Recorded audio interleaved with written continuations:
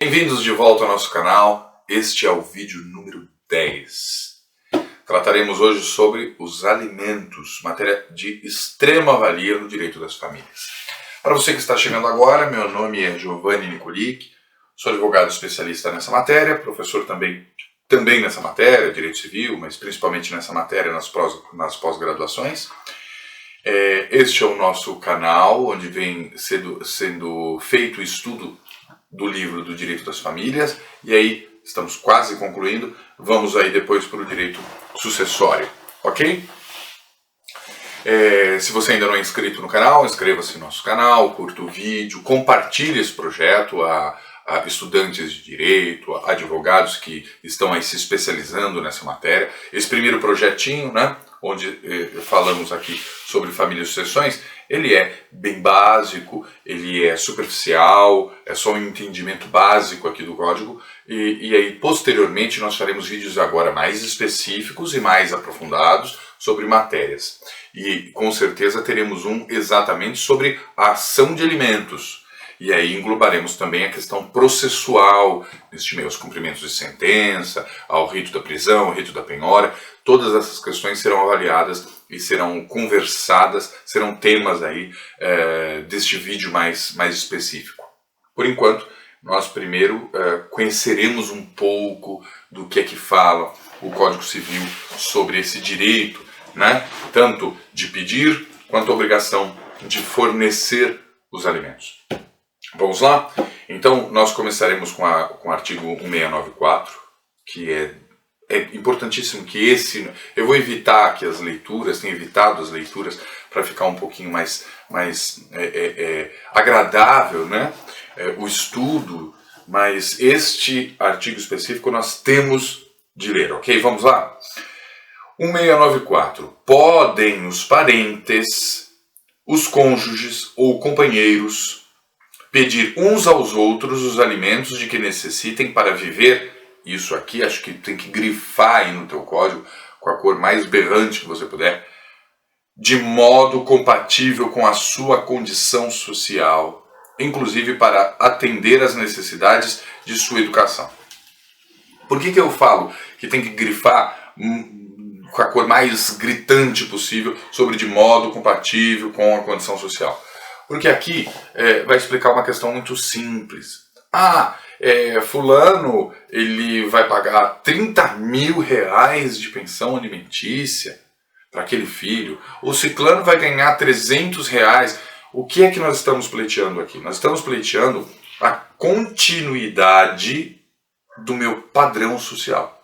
Alimentos requeridos dessa forma, eles vão para atender isto. Então, se eu estou acostumado com um padrão social altíssimo, onde eu preciso de uma pensão alimentícia de 30 mil reais, de 50 mil reais, e eu já convivia desta forma, eu estou condicionado a ter a praticidade, a ter essa condição social, isso é completamente fundamentado, ok? Então não tem uma questão aqui de alimentos mínimo, máximo, onde é que nós vamos... Inicialmente, ok? Olhar a condição social daquele que pleiteia pelos alimentos. Quem que pode pleitear? Qualquer parente. Qualquer parente, cônjuge, ex-cônjuge, companheiro, ex-companheiro, ok? Filhos, pai e filho, filho e pai, mãe e filho, filho e mãe, ok? Então nós veremos aí na continuidade dos artigos. Mas essa é a primeira questão. Depois nós temos aqui uma situaçãozinha interessante, porque o artigo fala sobre a questão da educação. O que é a pensão alimentícia? O que os alimentos eles vêm fundamentar? O que é necessidade básica daquele que recebe os alimentos?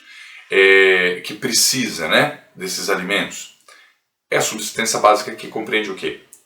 Lazer, educação, roupa, vestuário, subsistência mesmo de alimentos, de moradia, todas as questões que envolvem aqui, tá bem? Então, lazer, por exemplo, que é uma coisa que mas para passear também, sim, para o lazer da criança, para ele viajar, para ele brincar, para ele ir em um evento, sim, para ter isso também. Faz parte da dignidade humana, faz parte aos princípios para atender os melhores interesses da criança, certo? Tudo bem? Vamos continuar. Então, nós temos nesse mesmo artigo 2 parágrafos, desculpe, que são importantíssimos. Parágrafo primeiro, acho que o que mais precisamos aqui ter atenção, que é aquele que vai trazer sobre a questão da necessidade e da possibilidade. Vamos lá que nós temos fundamentos razoavelmente novos no direito das famílias que precisam ser compreendidos.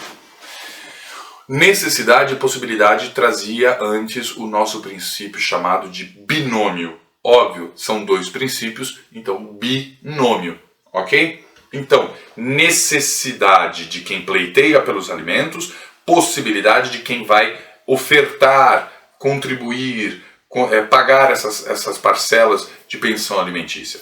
Então, esse pensamento é simples. Se eu estou pleiteando por alimentos, então eu demonstro a minha necessidade, então eu vou lá e vou falar assim, meu custo de subsistência hoje está em R$3.000. Escola, vestuário, isso, ponto. Tá bem, demonstrei o custo que é aqui dessa minha necessidade. Agora eu vou requerer lá para a genitora, tá bem? Essa genitora ganha R$100.000 por mês, está aqui comprovado. Então, ela tem a possibilidade de contribuir com esses alimentos sem afetar a própria subsistência. Fechamos o binômio. Por que eu falo que tem uma situação mais atualizada? Hoje nós não falamos mais em binômio, nós falamos em trinômio, que vai englobar, inclusive, o artigo 1703, que nós veremos que o 1703 pontua 2 questões diferentes aqui desses alimentos, depois nós faremos a leitura dele. Mas o que vem de conceito nesse trinômio? Vamos fazer uma conta simples? Vamos lá. A criança, tá? A criança que vai receber os alimentos, nós já descobrimos aqui o custo dele em R$5.000. Então o custo dessa criança é de R$5.000. Perfeito. Aí, quem tem a guarda neste caso, vamos supor que é o pai. O pai tem a guarda dessa criança. Ok? Então está aqui representando o menor e solicitando, requerendo via ação de alimentos, esses alimentos a serem repassados para essa criança. Este pai, genitor aqui, guardião legal, ele ganha R$5.000. A genitora, a quem ele está pleiteando esses alimentos, ganha R$10.000. O dobro, para ficar fácil a conta. Então nós já descobrimos a necessidade da criança, que nós temos que ter 5.000. Tá bem? E descobrimos aqui sim, os valores a serem recebidos os valores percebidos tanto do genitor quanto da genitora. Há aqui uma responsabilidade igualitária, porém há um percentual, que é o terceiro princípio, possibilidade e necessidade, que é o princípio chamado proporcionalidade, que vai me trazer a proporção de cada um com esta contribuição. Então, se neste caso a genitora recebe o dobro, tem aqui a possibilidade dobrada, ela vai arcar com o valor dobrado. Ok? Então ela vai contribuir com o dobro do que o outro genitor vai arcar com este valor. Certo? Então vamos supor aqui, nessa questão de 5.000, que seja o dobro dela, ela está pagando 3 e ele está pagando 1,5, está dando 4,5, tá? Mais ou menos isso. Algo nesse sentido. E aí nós faremos a conta exata para achar aqui, para poder pleitear esses alimentos. Esse é o princípio do trinômio. Tá bem? Porque é óbvio que ambos têm a mesma responsabilidade. O genitor não ofere renda. Ok, então é de 0 a 10, então é obviamente solicitado o valor para contribuir para esses menores. E por aí vai. Qualquer conta aqui vai ficar mais fácil para achar o princípio da proporcionalidade. Perfeito? Parágrafo 2º. Esse nós faremos a leitura. Os alimentos serão apenas os indispensáveis à subsistência quando a situação de necessidade resultar de culpa de quem os pleiteia. Então, quem está pedindo, trouxe aqui uma questão de culpa, é que aqui a gente vai entrar na questão antiga de culpa do divórcio, da separação.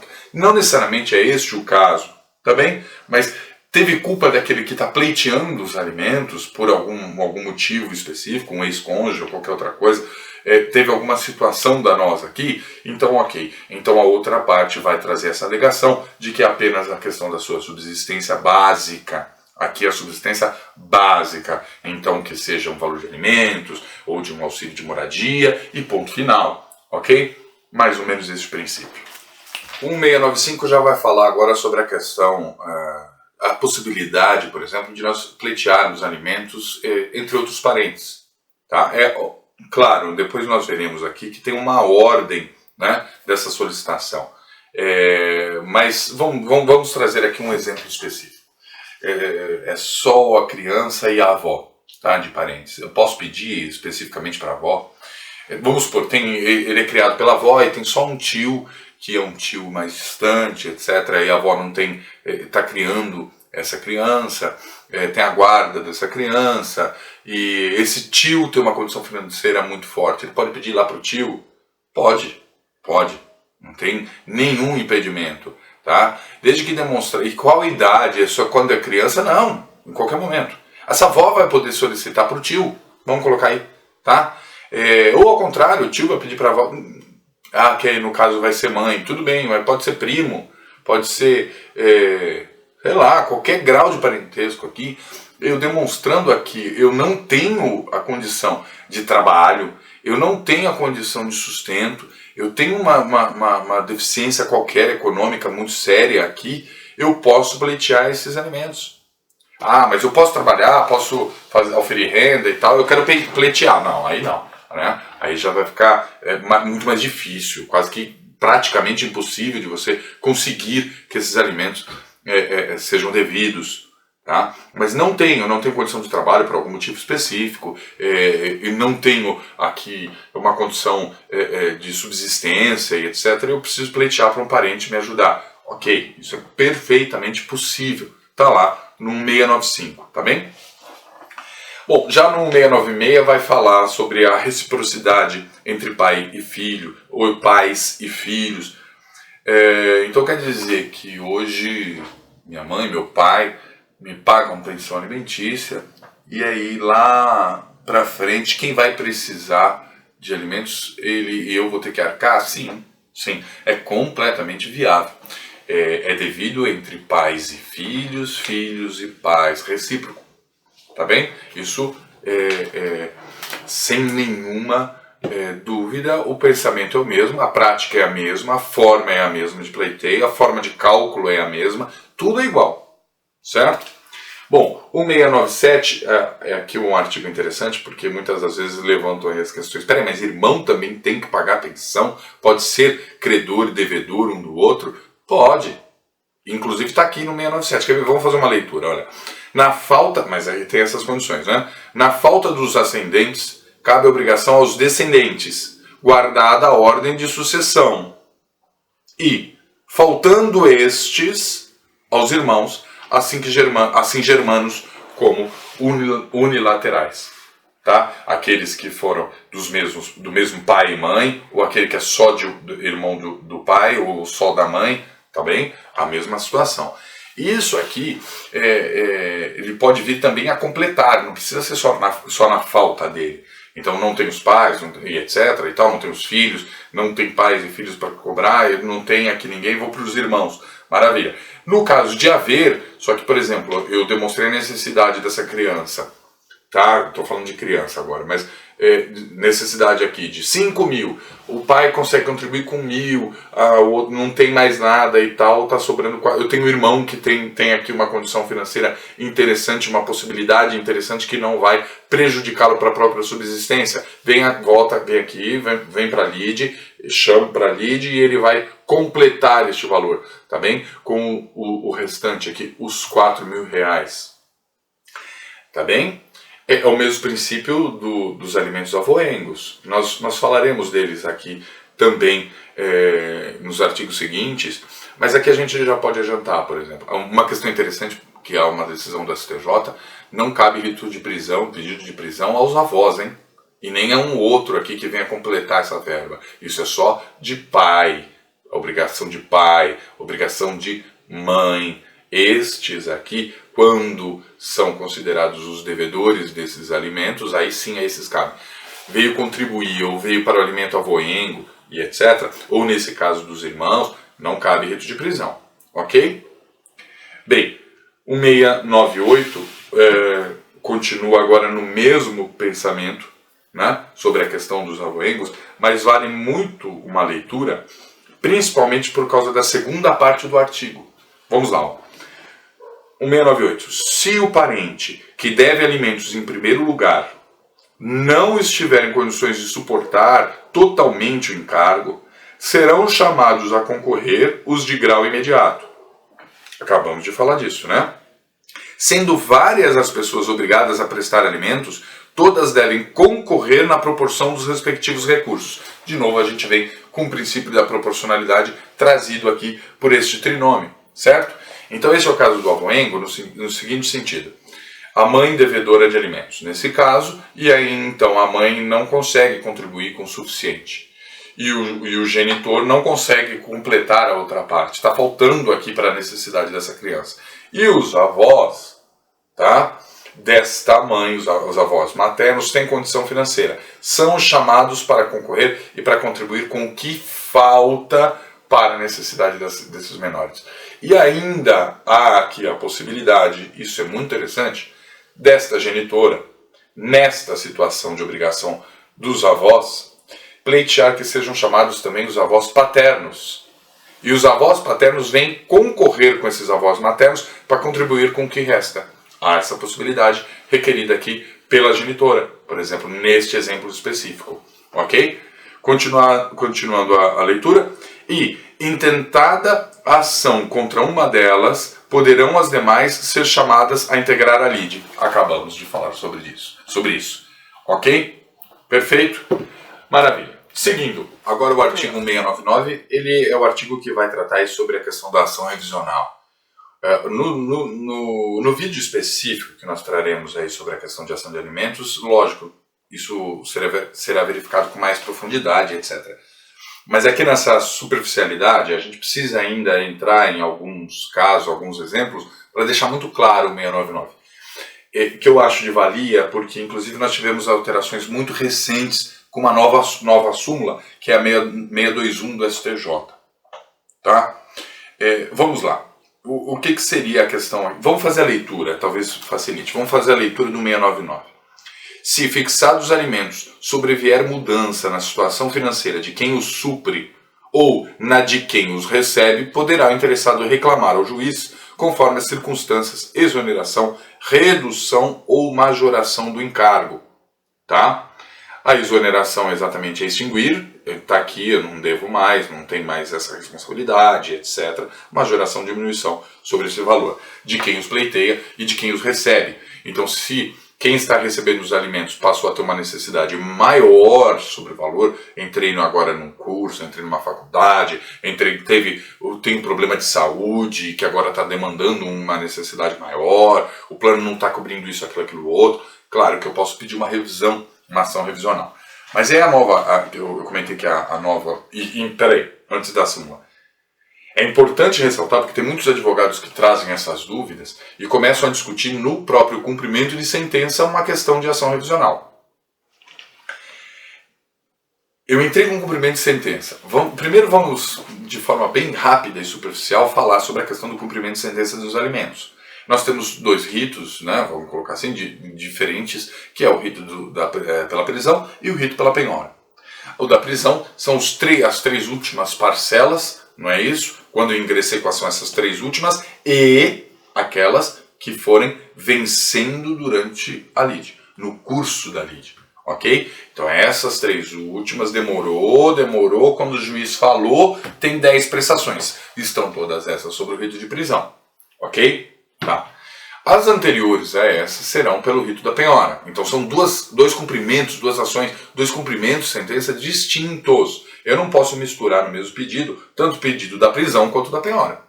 Ok? Então eu faço uma para a prisão, uma para a penhora. Ok? Tá. Esta situação é importante ressaltar a questão da maioridade daquele que está pleiteando ou recebendo os alimentos.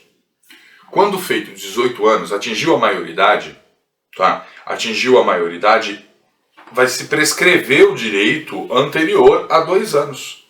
Então vamos supor que está o genitor ou a genitora, quem estiver aqui devedor desses alimentos, o outro representante vai ingressar com essa ação e pedir, etc. Ele tem 5 anos que o genitor não faz o pagamento de pensão.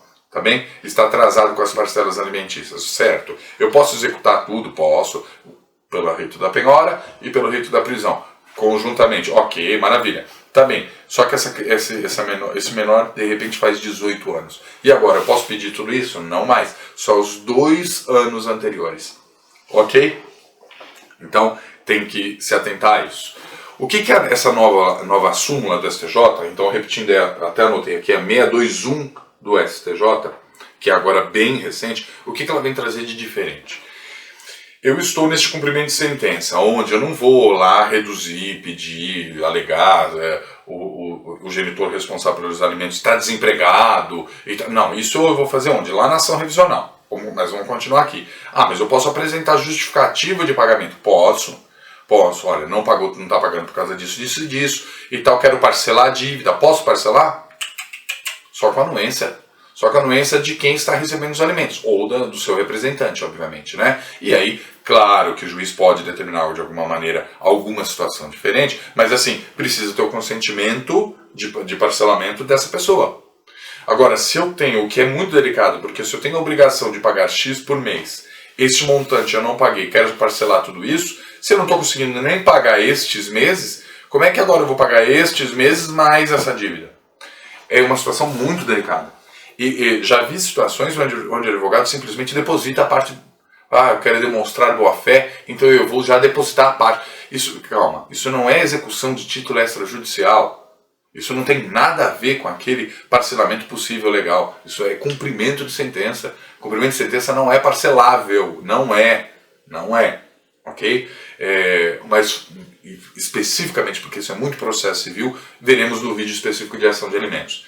Continuando nesse pensamento, para revisar é revisional, que nós já falaremos. Então eu estou aqui com esse cumprimento de sentença, etc. E antes, neste caso específico, então quem está devedor neste caso, nesse exemplo aqui, vai ser o genitor. O genitor antes recebia 10 mil reais e pagava 3 mil reais de alimentos, ok? E agora ele foi desempregado, etc., arrumou um bico e está nesse período já, sei lá quantos meses, ganhando 2 mil reais. E ele consegue comprovar exatamente isso, etc. Então ele faz o quê? Ele entra com uma ação revisional lá, autônoma, ok? Demonstrando aqui que teve alteração na sua possibilidade, diminuindo então os valores de alimentos. Lá. Aqui no cumprimento de sentença não vai discutir isso.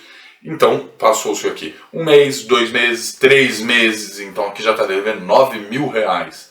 Tá bem? E a representante aqui, nesse exemplo é o pai que é o devedor, então a credora, responsável credora aqui, ela vai pedir o quê? Vai pedir a execução, seja pelo rito de penhora ou seja pelo rito de prisão, principalmente, tá? Sobre o valor de 9 mil. Ok? Então está pedindo isso. Aí sai lá na revisional realmente uma alteração, foi demonstrada a possibilidade diferente desse genitor, e em caráter de urgência, uma tutela antecipada, saiu lá uma decisão liminar, que agora os novos alimentos são de 300 reais. Essa nova súmula diz o quê? Que vai retroagir a citação desse cumprimento de sentença, esse valor aqui que já está demonstrado que desse período todo ele teve já uma alteração, né, de percebimento aqui, de salário e etc. Então vai retroagir essa conta e ele não vai ficar aqui pendente com o valor sobre o valor que é maior, aquele que existia. Foi comprovado que ele realmente já não podia, então retroage e agora vai fazer este mesmo cumprimento de sentença, ele vai ser validado, vai ser executado, vai ser dada a continuidade aí do cumprimento de sentença sobre o novo valor de 300 reais. Então eram 3 parcelas, então agora ficou devedor 900 reais.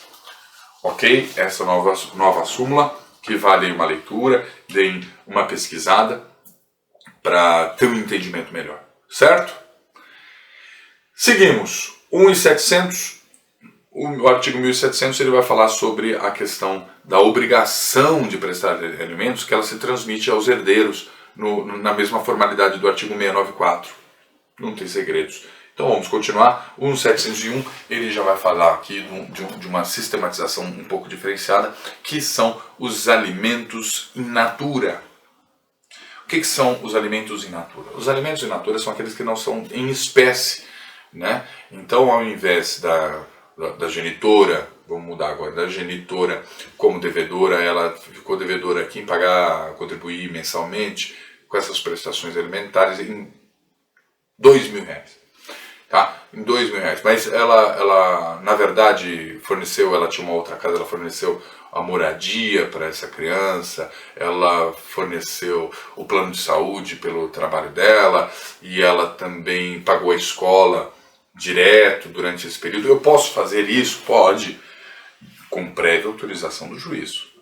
Isso é muito importante, com prévia autorização do juízo. Mas existe essa possibilidade, não precisa ser em espécie, não preciso depositar dinheiro todo mês. Eu posso dar a outras situações, a moradia, eu posso, qualquer coisa, tá? O plano de saúde, a escola, outras situações, tá? Que nós chamamos in natura. Elas estão aí fundamentadas no artigo 1701. Já no artigo 1702, nós falaremos sobre a pensão entre os ex-cônjuges, né? Ex-companheiros, na forma do 694. Aqui a gente tem que entender um pouco a atual jurisprudência. O que os superiores tribunais têm comentado, decidido já há um bom tempo, não é uma situação tão nova, sobre essa pensão entre ex-cônjuges, ex-companheiros.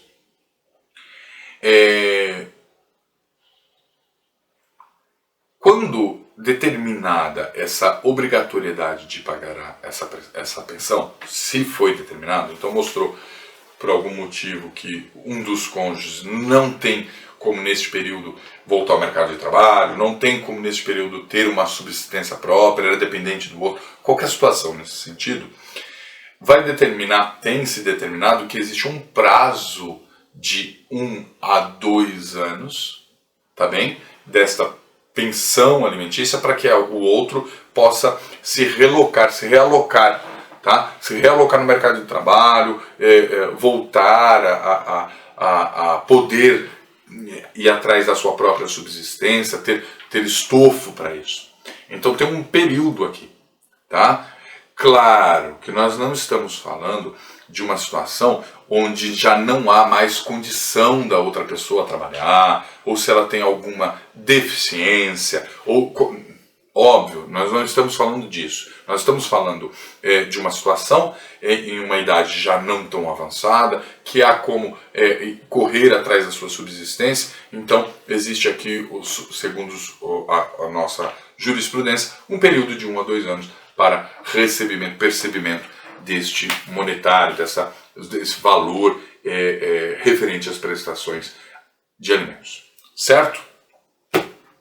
Maravilha, agora nós já estamos no 703, que é interessante a leitura porque ele faz ligação e fundamento com várias das situações que nós já conversamos, das matérias e dos princípios mencionados. Vamos ler o 703. Para a manutenção dos filhos, os cônjuges separados judicialmente contribuirão na proporção de seus recursos. Estamos falando na questão tanto aqui do pleiteio entre pais e filhos, filhos e pais, mas também para a questão da proporção do trinômio, certo? Aqui vai fazer também uma ligação lá com a segunda parte do 698, onde nós trazemos outras pessoas, são várias as pessoas responsáveis por esses alimentos, né, por esses alimentos, então eles vão contribuir nesta proporção. Então esse artigo ele dá aí a fundamentação para diversas aqui as possibilidades, tá, que nós já conversamos. Maravilha? Passemos então, eu tenho aqui as anotações, agora é 704. De novo vai falar sobre a questão da pensão entre ex-cônjuges, entre ex-companheiros, vai falar sobre a questão da declaração de culpa, a mesma que nós falamos já no início, a mesma situação. Acho que podemos passar. Inclusive tem aqui o parágrafo único, que agora vale sim uma leitura, porque traz uma situaçãozinha um pouquinho diferente. Se o cônjuge declarado culpado vier a necessitar de alimentos e não tiver parentes em condições de prestá-los, nem aptidão para o trabalho, o outro cônjuge será obrigado a assegurá-los, fixando o juízo o valor indispensável à sobrevivência. É uma releitura lá do parágrafo 2º do 694, quando fala sobre a questão da culpa. Tá? Faz aqui também conexão com 702, referente aos alimentos entre ex-cônjuges. Maravilha?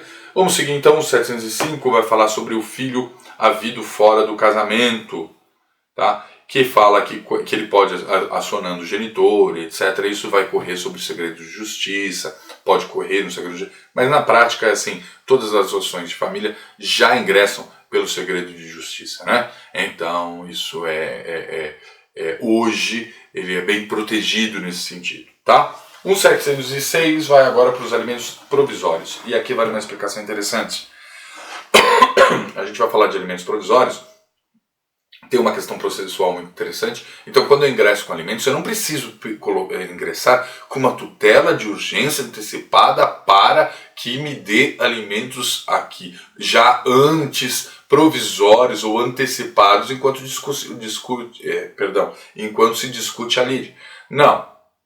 Existe já a própria ferramenta dessa ação específica, que é o quê? O pleiteio de alimentos provisórios. Isso já é uma natureza liminar, já é uma natureza, já tem uma natureza prévia.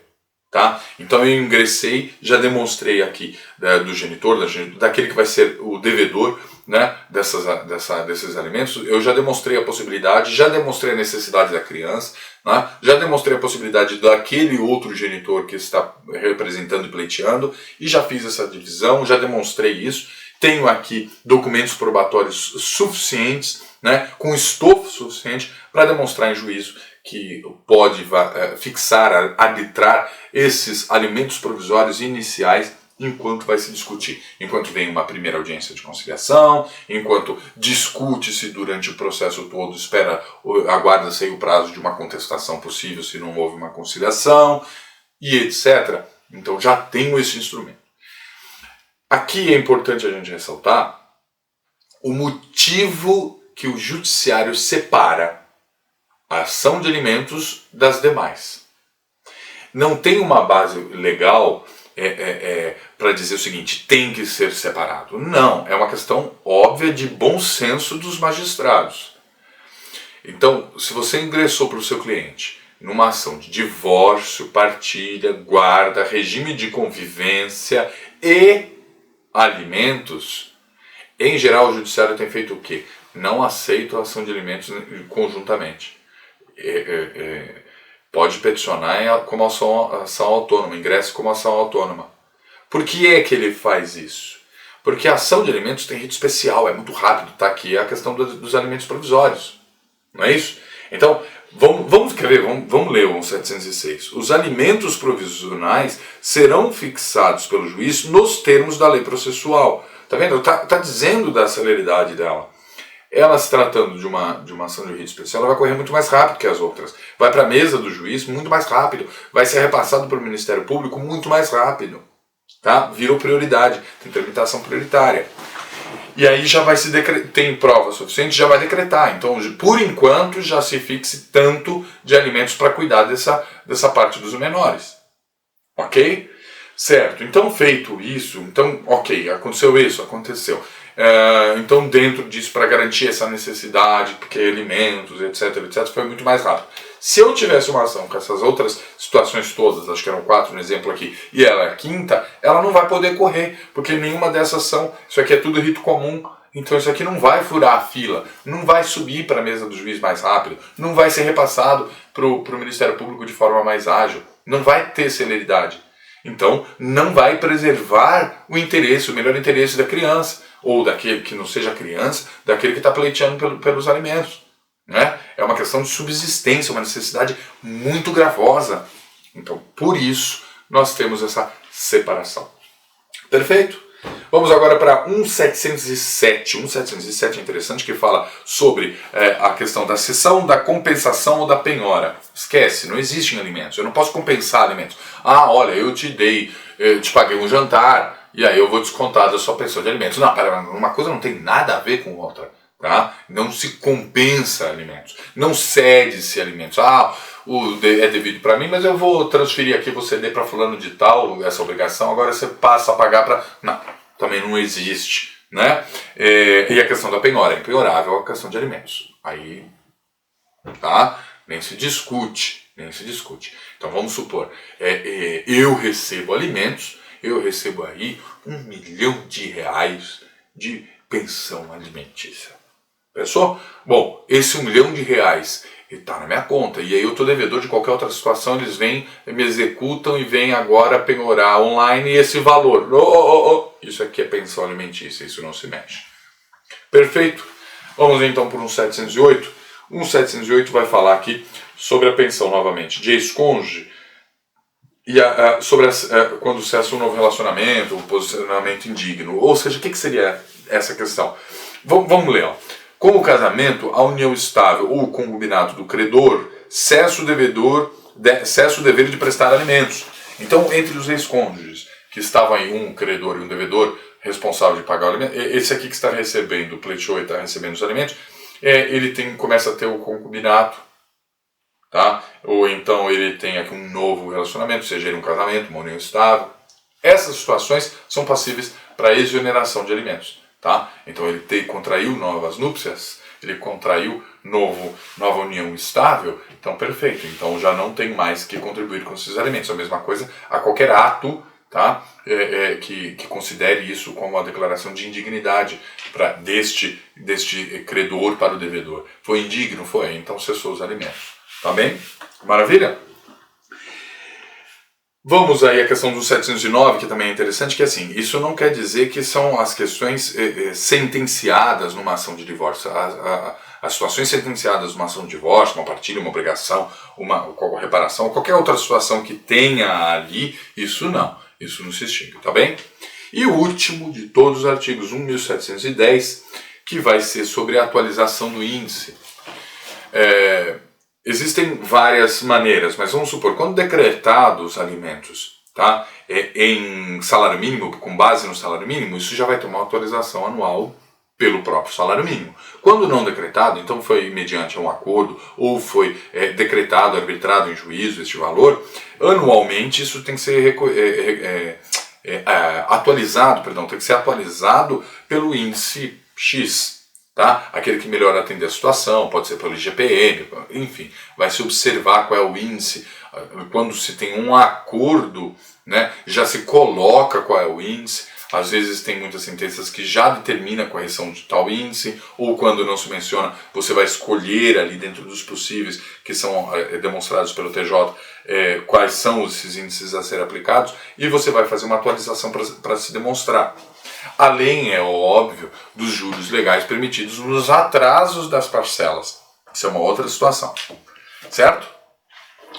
Maravilha. Findado a pincelada sobre alimentos, nós teremos, como eu falei, um vídeo específico sobre a ação de alimentos, que tem muitos pormenores aqui. E agora o nosso próximo título já é sobre bem de família, que nós falaremos no próximo vídeo, tá bem?